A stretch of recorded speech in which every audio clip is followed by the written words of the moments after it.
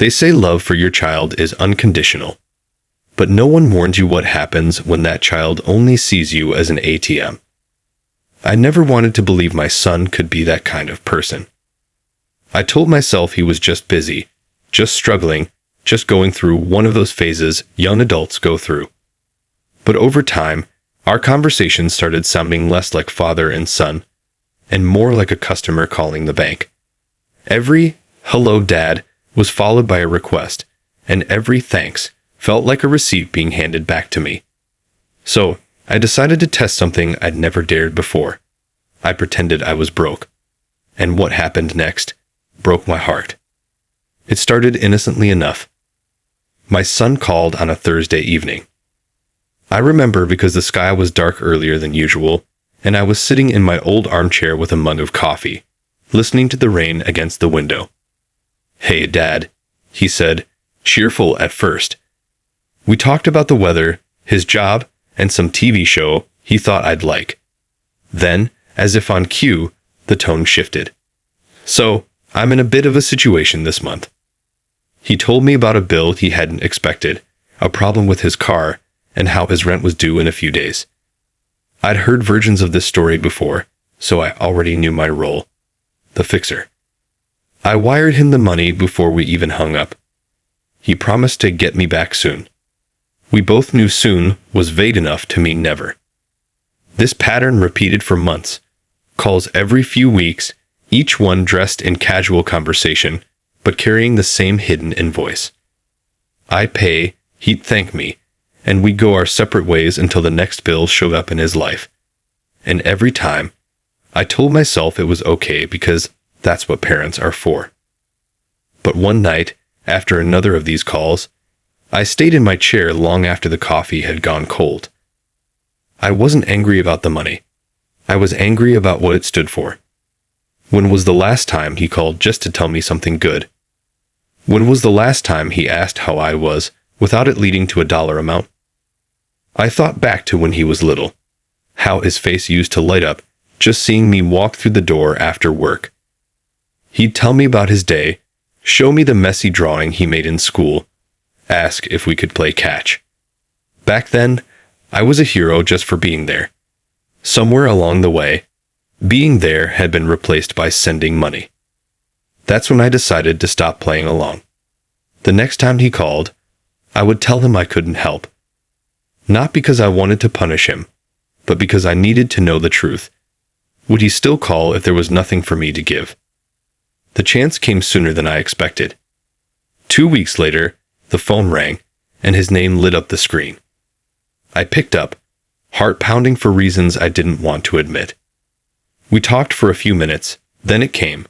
"So, Dad, I hate to ask, but..." And out spilled the request. This time, I took a deep breath and said, "Son, I wish I could help, but I'm not doing well financially myself right now." There was a pause, not a worried, "Are you okay?" pause, but a calculating one.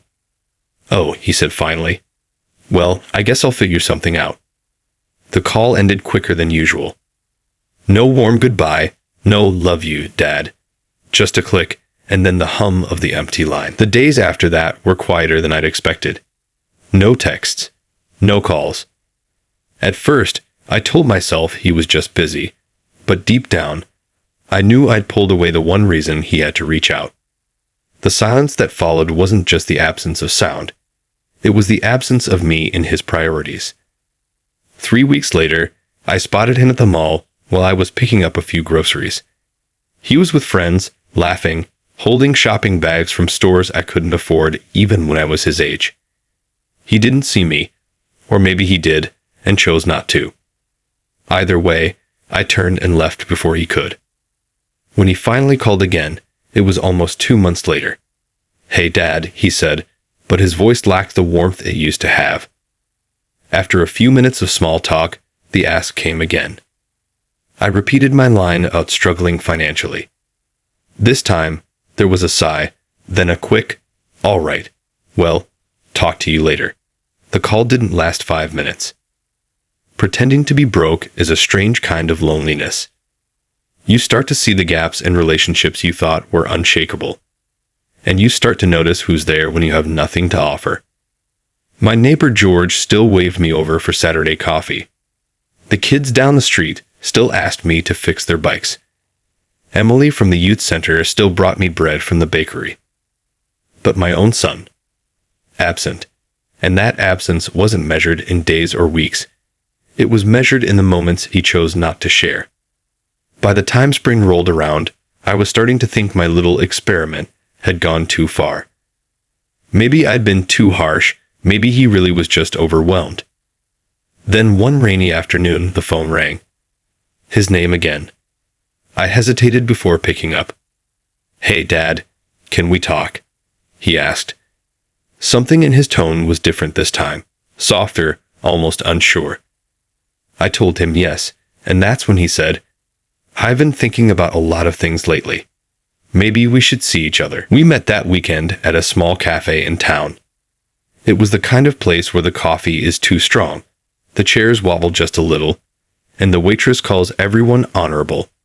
I picked a table by the window so I could watch him walk in. When he did, I noticed right away the cautious smile, the way he scanned the room before heading over. It wasn't the confident stride of a son coming to see his father. It was the careful approach of someone with a purpose. He hugged me, sat down, and we talked about nothing for the first 10 minutes. The weather, the cafe's terrible biscuits, how the town hadn't changed in decades.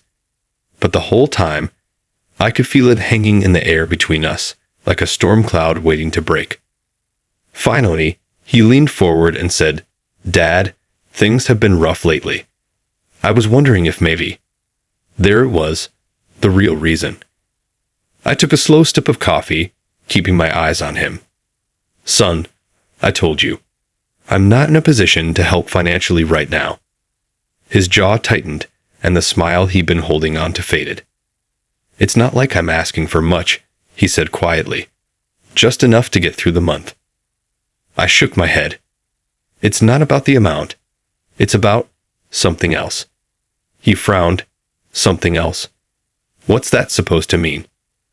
I set my cup down and said, "It means I'd like to know we can sit here and talk without money being the only reason we're together." For a second, he didn't say anything. Then he leaned back, crossed his arms, and let out a bitter laugh. "So this is a test. You're testing me?" I didn't answer right away. "Maybe I am," I said finally. "Or maybe I'm trying to figure out where I stand in your life." He shook his head, looking away. "You're overthinking it. I've just been busy. That's all." But his tone lacked conviction. We sat there in an awkward silence until the check came. I paid for the coffee, and, in an ironic twist, his sandwich, and we left with a half-hearted hug. After that day, the calls stopped again. Not immediately, but slowly enough to feel like sand slipping through my fingers. I filled the quiet with other things. Volunteering at the youth center, fixing up my garden, spending more time with George. But every time my phone buzzed, I couldn't help but hope it was him calling just to talk. One evening, about a month later, the phone did ring, and it was him. "Hey, Dad," he started, voice warmer than before. "So listen, there's this opportunity. My friend and I are starting a business, and I thought maybe..." I cut him off gently. "If this is about money, son, I can't." There was a long silence. Then he said, "You know what? Forget it," and hung up. I sat there staring at the phone, the empty tone buzzing in my ear. It felt like a door had quietly closed, and I didn't know if it would open again. Weeks turned into months. No calls, no texts, not even on my birthday. The ache was different now, not sharp, but dull and heavy, like a stone in my chest I'd learned to carry. I tried telling myself I was fine. I had my own life, my own circle. But the truth? You can't replace your own child with hobbies and neighbors. You just learn to live around the gap. Then, out of nowhere, he showed up at my door. It was late afternoon, and I was pruning the rose bush by the porch. He walked up the steps with a forced smile and said, "Hey, Dad. Mind if I come in?" I stepped aside, unsure of what to expect. We sat in the living room, the ticking clock filling the silence. Finally, he said, "Look, I know I've been distant, but I've been under a lot of stress, and I didn't want to bother you unless it was important." I almost laughed at the irony, but I bit my tongue. "What's important now?" I asked. He hesitated, then said it. "I need help. Not just money. I need a cosigner for a loan." And in that moment, I knew. This wasn't reconciliation. This wasn't a turning point. This was another transaction. Another version of the same pattern. Only this time, I felt something inside me harden in a way it never had before. I took a deep breath and leaned back in my chair. "Son," I began slowly, "I'm not going to co-sign a loan for you." His head jerked up like I just slapped him. "Why not? You don't even know the details." I met his eyes and said, "Because I do know the details. The details are that if something goes wrong, I'm left holding the bag. And we both know you're asking me because no one else will." His expression shifted from surprise to frustration in a matter of seconds. "So you don't trust me?" he said sharply. I paused. "I love you. But trust is built on patterns. And the pattern we've had isn't one I can sign my name to anymore." He shook his head, running a hand through his hair. "Unbelievable. After everything I've been through, I come to you, my own father, and you shut me down like I'm some stranger." I felt my voice tighten. "You come to me when you need something. That's the only time. And I've let it slide for years, hoping maybe one day you'd just show up for me. But you never have." He stood up abruptly, his voice rising. "You know what? Forget it. I'll figure it out myself." I stayed seated, my heart pounding, but my voice stayed calm. "I hope you do. I really do. But I can't keep being your safety net when you never stick around long enough to care if I'm okay." For a moment, I thought he might storm out, but instead, he froze, staring at me like he was seeing me for the first time. Not as a father, but as a person with boundaries. "I didn't realize you were keeping score," he said finally, his tone cold. I answered softly, "I didn't realize I was either. Not until I saw the scoreboard." He left without another word, the sound of the door closing echoing through the house. I sat there in the stillness, my hands gripping the arms of the chair, trying to steady my breathing.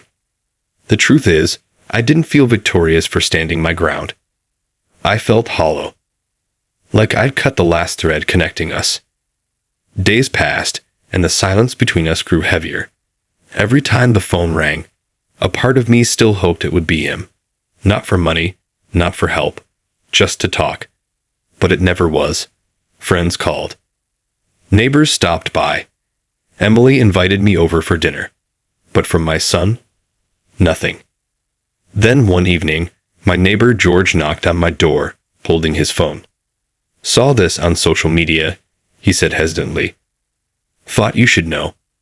On the screen was my son, smiling with a group of friends at a bar. The caption read, "Finally got the loan. Drinks on me tonight." My stomach twisted. It wasn't that he'd gotten the loan without me. In fact, part of me was relieved. It was that in the weeks since I'd said no, he hadn't once reached out. Not to tell me. Not to share his news. Nothing. I was erased from the story the moment I stopped being useful. That night, I sat at the kitchen table long after the dishes were done, the quiet pressing in around me. It wasn't the money, or the loan, or even the bar photo that hurt the most. It was the realization that my role in his life had been reduced to a single function. And when I stopped performing it, I became invisible. I thought about calling him. About saying something.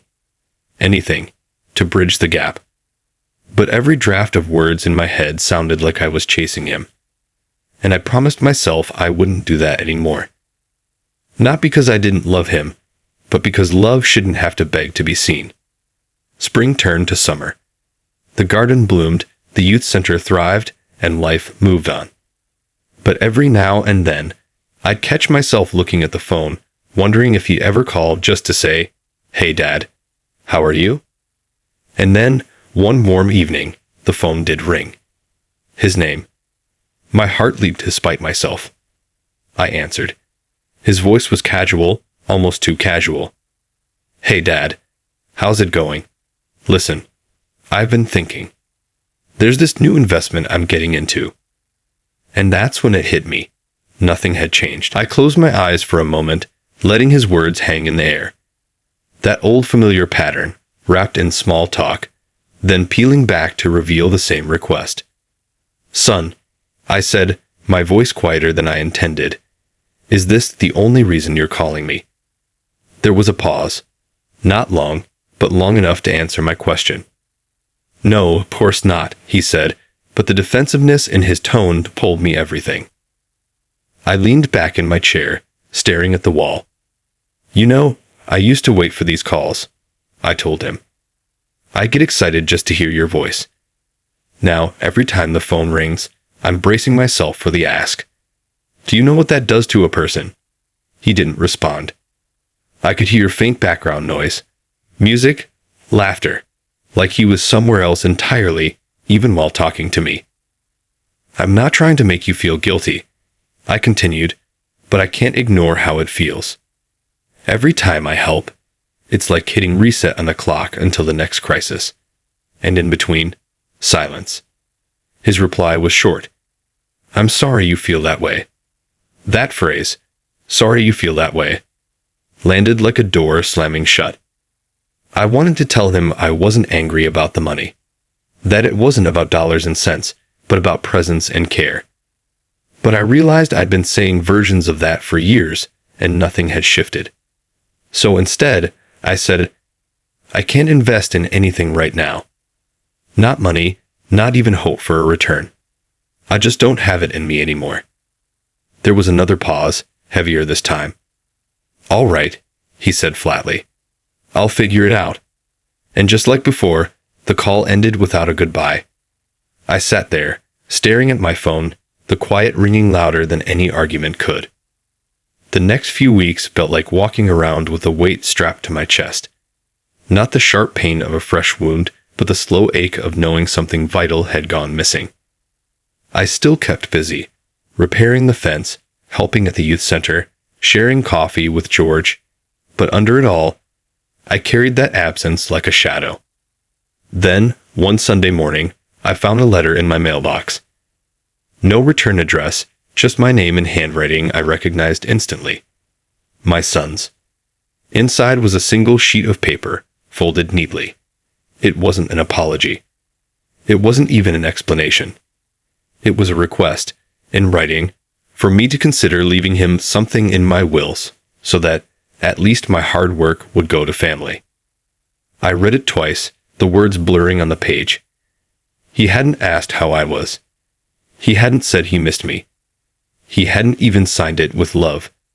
Just his name, like it was a business transaction. And that's when my heart finally broke. Not in an explosive, tearful way, but in the quiet realization that the father I'd been to him and the son I'd hoped he'd be to me were never going to meet in the middle. I set the letter on the table and walked away. For hours, I busied myself with chores, washing dishes, sweeping the porch, watering the garden, anything to avoid looking at that paper again. But no matter what I did, the words followed me. "Leave me something in your will." That was all I was to him now. A line item. That evening, I poured myself a drink and sat in the armchair by the window. The sunset cast long shadows across the floor, and the house felt bigger than usual, emptier too. I thought about the little boy who used to run into my arms after school, who'd fall asleep on my chest while I read him bedtime stories. I thought about the years I worked double shifts to keep food on the table and the lights on. I thought about the countless times I said yes without hesitation, because that's what dads do. And then I thought about the man he'd become, or maybe the man he'd always been, and I just refused to see it. The man who saw me as a source, not a soul. That realization didn't come with anger or bitterness anymore. Just acceptance. The next morning, I put the letter in a drawer, not out of sentiment, but as a reminder. A reminder that I could still choose where my love, my time, and yes, my money went. That I could still give freely, just not to someone who only showed up when their pockets were empty. A week passed before I opened that drawer again.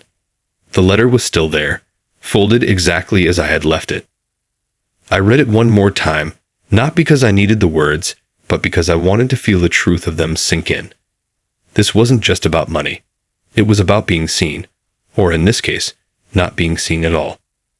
And I finally understood. Waiting for him to change was like waiting for rain in the middle of a drought. You can hope all you want, but the ground only gets drier. I didn't respond to the letter. Instead, I called my lawyer. We went over my will line by line, making sure that the people and causes I cared about most were taken care of. The youth center, where I'd spent hours fixing leaky faucets and teaching kids to play chess, would receive a portion. My neighbor George, who had been there for me more times than I could count, would get the tools and workshop I'd built over decades. The rest would go to programs that actually changed lives. When the paperwork was done, I felt lighter. Not because I was cutting my son out, but because I was taking control of the story. My story. For too long, I'd let guilt and hope dictate my choices. Now I was making them from a place of clarity. That weekend, I went to the youth center's annual fundraiser. Kids I'd known for years were there, laughing, chasing each other, and showing me their latest projects. Emily thanked me for always showing up, and those 3 words landed with more weight than she probably realized. Always showing up. That's all I had ever wanted from my son. Later that night, as I sat on the porch under a sky full of stars, my phone buzzed. It was a text from him. "Did you get my letter?" I stared at the screen for a long time. My fingers hovered over the keyboard, ready to type something. Anything that might explain the years of hurt, the missed chances, the walls we built.